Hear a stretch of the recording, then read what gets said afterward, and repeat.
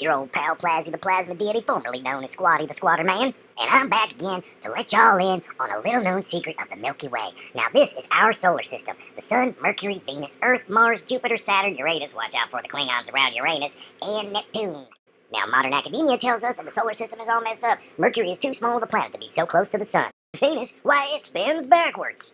Of course, everybody knows that we here on Earth are on a 23.5-degree tilt. Now let's take a look at Uranus. Uranus is tilted by a whopping 98 degrees. Ouch! And why does Neptune spin on its side, tilted 30 degrees to the Sun's orbit? Well, there was a colleague of Einstein's, an Israeli scientist named Immanuel Velikovsky, a very smart man, who once suggested in the 1950s that our planets in ancient times were in a different order and much closer together.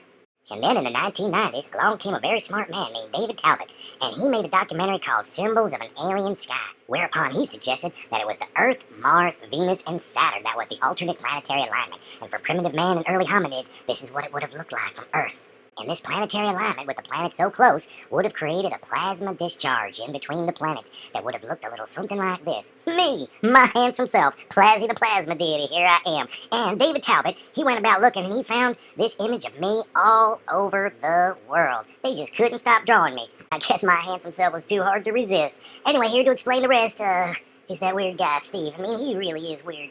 I mean, you guys don't even know. I've secretly filmed him doing some Silence of the Lambs stuff. Look for yourself. Shake that ass, mommy. Shake that ass, mommy. Shake that ass, mommy.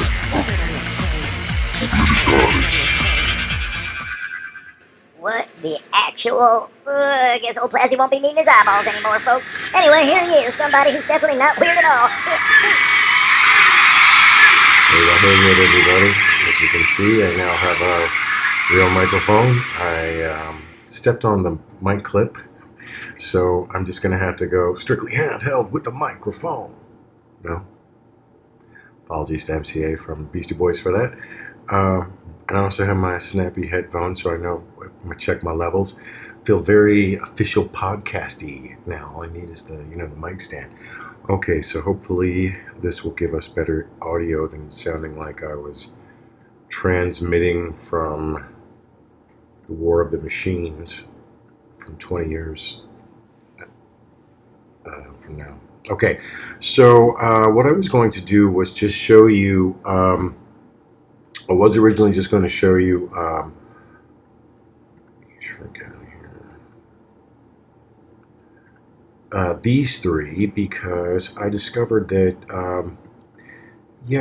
this information became the occult, and it, I'm very certain that it's somewhere. It's in a series of books. I don't know if they know exactly what it is, because David Talbot didn't just put it all together until the 90s, the whole Plasma Deity event. I see a lot of the imagery from the interpretations of the later cultures, like, the birds and the severed heads and all that stuff, and I see that in the occult work, but I think the framework of it, just the outline, exists. But again, I'm not sure if they knew what it was. There are some clues, like I think Ben Franklin knew, and that's what gave him the idea of discovering electricity and whatnot. They have an inkling. I don't know how much how much they have in the Freemason and the Knights Templar and all that stuff. I see a lot of the imagery, but I don't know to what extent. I mean, of course they know now, because they're privy to all the David Talbot information that you and I are, so they know what it is now, for sure. But it's in this Michelangelo's time. Did he know what it was, or was he thinking this was really occult? Was he thinking this was really because it's it is the religious. It's Jesus being held by Mary, and he's making it in the form of the Plasma Deity. All right, so I want you to look at. I'm going to give this a full screen treatment here. You can see that I think the Pakal sarcophagi is also in the template. And you know what's neat is I did this before when I used to think that the template was the Göbekli Tepe stela, and I would find that imagery. If you go in my early videos, I find that imagery a lot. And I think that is the imagery that they're incorporating it in because they don't know that it goes back farther. They are taking that imagery that they know exists there. Like, for example, I said over here was the pavo head and stuff. The pavo head is just the leg here in some form. It's, you could take it as the inside here is the whole head right there. But this is where that became, this is the head in the corner, which gets moved down to here. All of the stuff from the Göbekli Tepe is still in there because the Göbekli Tepe pillar is this. And I'm going to show you all that in just a second because I'm going to give you a bonus. But just real quick, just to show. So the plasma deity event, I believe, goes back at least 140,000 years. It may have been the entirety of man's existence and the early hominids' existence, because it existed because of a planetary alignment, as Plazy pointed out to you. This is the earliest cave art that we find. It's 140,000-year-old by Neanderthals, and it's just 3 red streaks, vertical streaks going down these crevasses right here. And my theory is it's the 3 sacred goddesses. These are 3 vaginas. They're 3 red streaks because they're vaginas, and it's 1, 2, 3, which became in antiquity, it became 3 goddesses. The earliest goddesses we have, Atharit or Asherah, that same goddess. She had 2 daughters, Astarte and Anat, and this is the Anat with the hand above the head. And so yeah, I lightly drew it in here with the gold. So you can see it's got the head and it's sitting. This also matches the Buddha that I recently posted about. It's got the Gemini symbols in the knees of the Buddha, because here's the knees and the hands and the head right there. All of the different cultures are subscribing to this template and creating their own thing with it. Now, it's far more involved than just this, as the Paracas art details, but I want to show you the similarities here. So we have the head on the side, the head on the side, the head on the side, the descending legs. We literally have descending legs. It's also my belief that these folds are meant to be there's one in the knees here. You see them right there. And you see it right there. I think that's the Gemini sign that they're getting away with. He's putting the Geminis in the knees, in the folds of the garments. We have the head in the exact same place. If we stipulate that that is the head of the plasma deity being redesigned or situated, that's this head matches where this head is. And you could just put Jesus right in there. I mean, those are Jesus' legs. That's Jesus' head. There's Mary's head right there, and she's holding him right there. Pakal, this becomes Pakal's head. These parts are these parts. This is going up. This is going up. And you can also see then, since they're both the same thing, how they translate to each other. Now, we know that there was a Dominican friar who translated the Popol Vuh, and that's why we have the Popol Vuh translation today. And so after he translates the Popol Vuh, this knowledge is out there. So I think that's right around the time of the Italian Renaissance. So I'm almost wondering if there's a connection there, if they didn't receive it from the Catholic missionary. Okay, but I'm going to go take this even deeper. I'm going to show you all of these things are the same image. They are all the plasma deity in the event. Okay, so look at the, let's take this guy first. Now, again, I said this was a simplification. There's far more going on here. There was an arc going across that we've talked about in my videos before. Is an arc going across that sometimes got separated at the top. And I wish I had included that on this. This is the Nomer Palette, and I didn't include it, but he's got the fish. He's got a high symbol right here and a fish on top of it. and it's this right here. When this separates, this becomes the fish part of the arc, and this is the arc represented. Notice the spiny tendrils, the same. This is Paracus, supposedly 800 BC, but I believe it's far older. This is Sumerian, 1500 BCE. Other side of the planet, we see the Dogon fish robe. He's holding a Kamandalu. The Kamandalu has become a this is the severed head, the shrunken head of their ancestors, not their enemies. They are both mimicking this. His arm gesture is going up like this. I almost believe that the fish became from the negative space right there.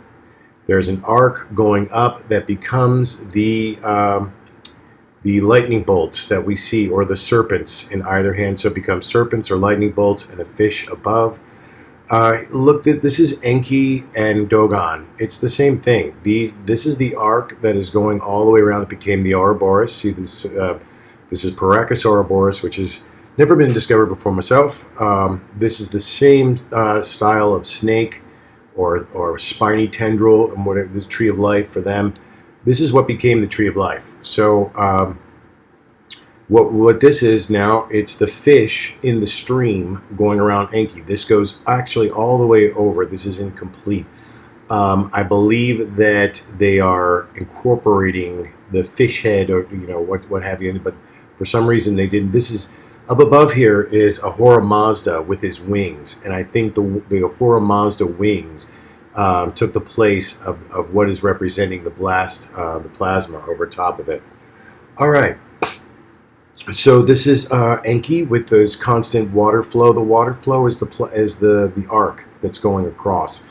Look at his pointy hat with the spikes coming off.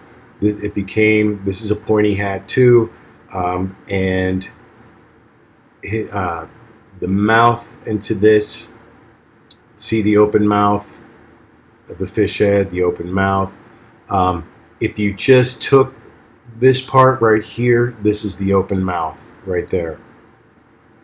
Okay, so they're all in the same direction with their feet. Do you see that they're all to the side, just like that? This is, again, too much of a coincidence on the other side of the planet that we have two fish robe people like that.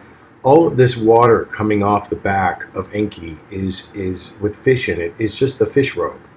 It's the fish robe because it's all the same thing here. This was in flux.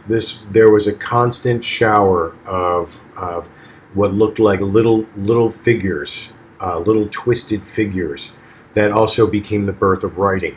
And the Paracus have little bent, twisted figures. And these figures are represented here by the fish, and these figures are represented in here by whatever this texture is. You'll notice he's sitting up right here. It's the same. It's silhouette. There's the head. There's the head. They've just done something different with it. Right here is where the sphere would go. It looks like they've lowered it because, again, it's not a two-dimensional image on a flat plane. It's in the sky and it's moving and it's in flux. So if suddenly the sphere is down here at the foot, it's just because the angle changed that it's being viewed. Okay, so all this pattern here is the fish scales. Look how we have little tiny horizontal blocks. This is aquatic fish. This is aquatic fish. Okay, so these three are a match. Let's move on. So look at this Paracus art, and again, this is Abraxas. I wonder if Abraxas came from Paracus, and actually, I have a theory that Abraxas is from Abracadabra, which I'll show you later on. But okay, so here we go. We have a head being held in the far left, which is here. He's holding the staff, which would have been the plasma charge right here.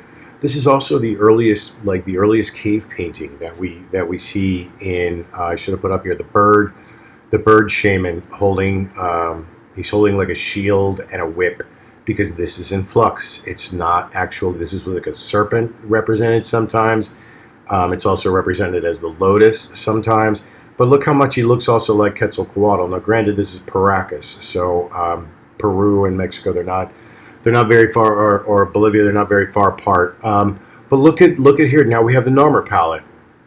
It's in the same position, right? Look, coming down. This is also Ramses, by the way. Ramses stole this, and it's also Baal, which I showed you. This is the exact same pose because they are all doing the plasma deity in the sky.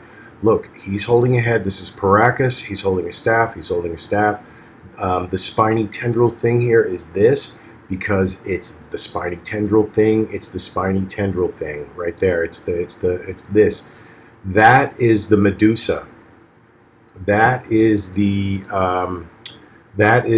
Quetzalcoatl snakes on the head.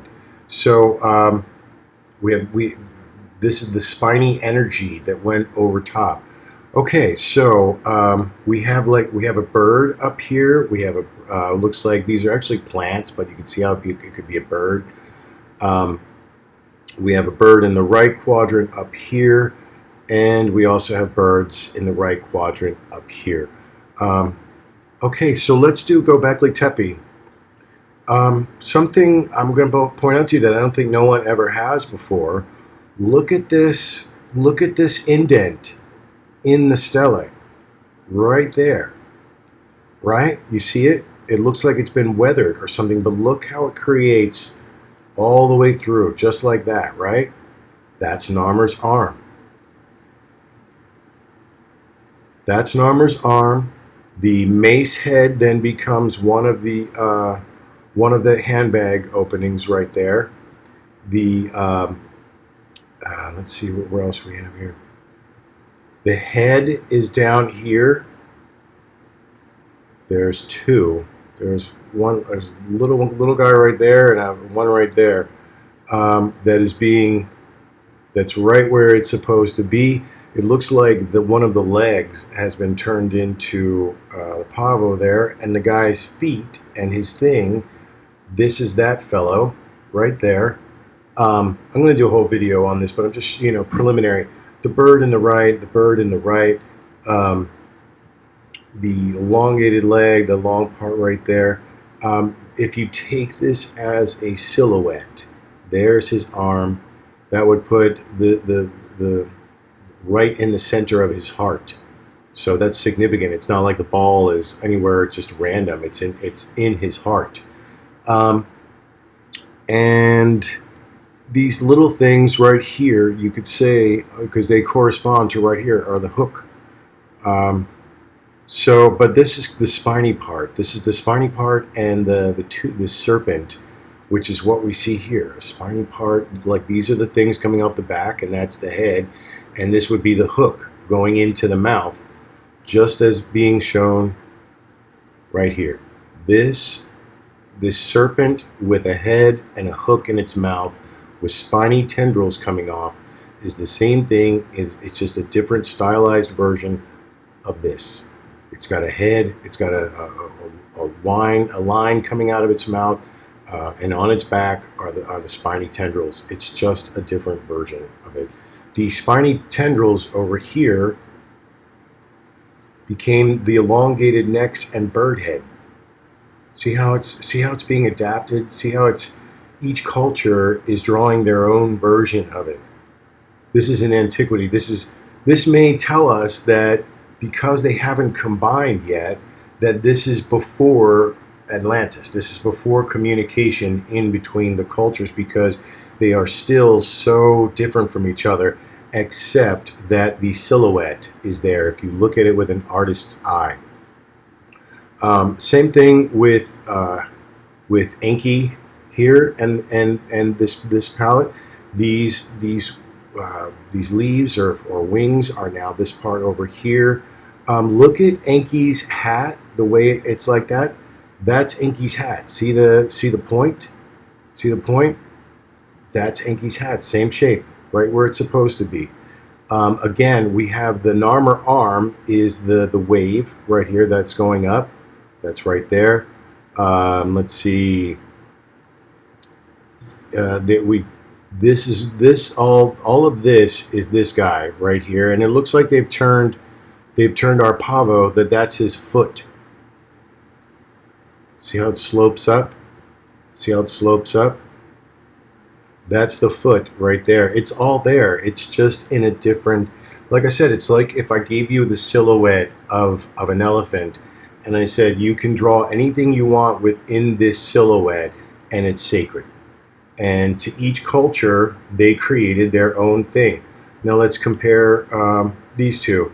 So the little bugs or little I think they're mosquitoes or ladybugs, and I mean they're the mosquitoes in the pulp of Vu, and they are each one of these. These little tiny things right here are represented right there. Okay, now the it still continues up around the top here, and then so that would make these little droopy guys here just the other side. This is right here, this section. And then this head is, they turned it into the bird. But there's something there, and it's the same size. So this is going up, this is going around, all these little things are this. Now these became later things, like I theorized that they were the Yangana. But what was Yangana a representation of? And it's this, because this is representing what was going on with the plasma deity in the sky. These are their best takes as primitive men with nothing, or women with nothing to associate it with, or except for their own cultural and regional biases. Okay, so I think this is evidence that they have been in contact with the Sumerian, because unless this looked exactly like a fish robe, there's no way that two disparate cultures created that. However, I think the same thing. However, I think the amount of detail that goes beyond the Sumerian version tells us they had their own version, and the Sumerians came into contact with them, I believe. This is supposed to be 800 BC. So this Sumerian and all of the rest of it doesn't look, I don't find a match with as much as I find the match in iconography of the fish robe. This is definitely a time of contact between, and this is pre-Columbian, and this is transoceanic, and that's Atlantis. It doesn't tell me when the contact began, but I know that by 800 BCE there has been contact across. Now, we're supposed to not have had contacts until 1492. That's so ridiculously late in the time scheme. All right, so let's move on. Okay, so I just want to point out, let's look at this is indisputable. All right, here's indisputable. We have a head in the bottom right. We have a head in the bottom right. We have a head. Okay, if you divided this into 4 quadrants, this is in the bottom right quadrant. We have a head in the bottom right, where it would be in association to this. And to this, we have another head. On this one, we have a head in the bottom right. Here is where I'm saying it comes from, the head in the bottom right. The Kamandalu in the bottom right. We have a head substitute, let's say. He's just standing on some bricks for some reason. We have Göbekli Tepe. We have another head in the bottom right, severed head. Here in this, again, Ramses did this too. So it's Ramses, it's Baal, it's and Nomer. So we're going way back here with this archetype of where everything is. The idea that we have birds or bird-like in the top right of a lot of these. So let's see if there's anything else we can. The heart here in the center becomes the center here. Oh, look. See the 1, 2, 3. 1, 2, 3. That's what's so fun about this for me now, is seeing where they actually, like this could be the 1, 2 going, where they unlock things for each other for me now. And it's hard to take this one because they're aware of it now. This is self-aware. now. They know what's going on. This isn't just an honest, earnest representation of this thing. This is them taking knowledge from other people's things. They didn't see this at all. This is not coming from people who saw it. This is coming from people who have read about and seen artwork from other people. This is coming directly from people descended from the people who saw the actual thing happening. The staff here, look how it's divided, right? It's the compartments. See the compartments right there? It didn't have to be divided like that stick, right? This is the halo. This is where the halo. And I'll tell you another thing. I think, because I'm seeing this everywhere on magicians' clothes and stuff like that. I think this is the planetary alignment. 1, 2, 3, 4. 1, 2, 3, 4. Now, here's the thing. I don't know if there are 8 objects or 4 objects, because like when the sun rises in the morning, before you see the actual disk, you see the light. That's light being reflected across the atmosphere. You're not actually seeing the sun yet. And so I'm wondering if this is a refraction just like that of these 4 objects, or if there's 8 objects in the sky that are all, in alignment with us. Is it the moons? Because, Mercury and Mercury still has to go in there somewhere, because we only have the 3 planet alignments that create the first plasma deity: Mars, Earth, Mars, and Venus, with Saturn on the other side. So that might be the 4 that they're referring to here. But we know that the Olympians, there were 12. And there's 12 tribes of Israel, 12 houses of Zodiac. I find petroglyphs with 12 lines, or 6 on each. So I'm thinking that's how many objects there really were 6. And I think I may have included the moon and Mercury in there. Okay, so let me see what else I can tie together here. Through there, and just the position, it just matches so perfectly with what we have going on here. And if this is this head or this head, and they see a bird, a beak right there. But let's look at the similarities going on here. We have a bird, a figure at the top. We have a he's got his beak to the same direction that this is going. See, and this is the wings right there. Same wings down. Here's the bird head, here's wings down. Here's the bird head, here's wings down. This is all the arc going across. And remember I said that it looked like little figures. These are the little bent up Paracas people. And it also became Tohu and Tikkun of the happy and sad.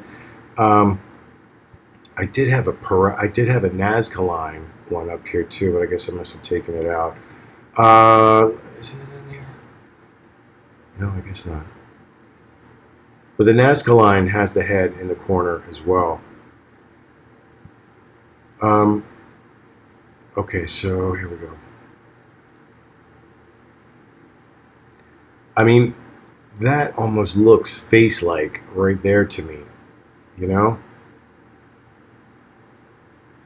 It's not in the right place though, but I think if this is all of this, the humpback is the humpback right there, right there, right there. This is also the Buddha. You see the Buddha shape?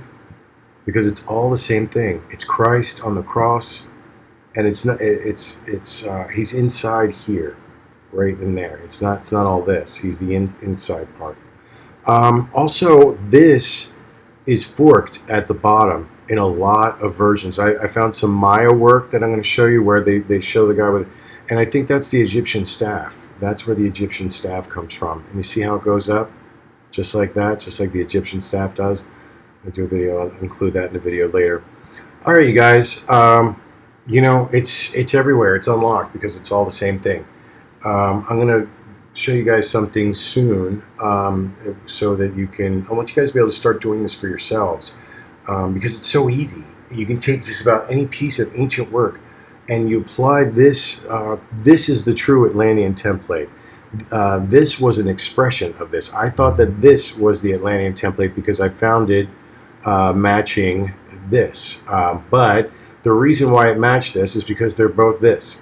And I think I knew that early on, but I didn't realize to what extent it's all this, like the Nomer Palette and the Paracas and Enki and all of that stuff. They're all just making the same, an interpretation of the plasma deity event. All right, my name is Steve, and I'll see you guys on the next one. Adelante.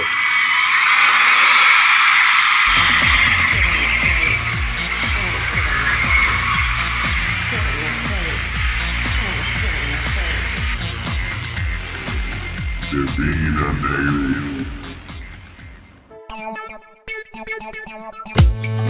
alien.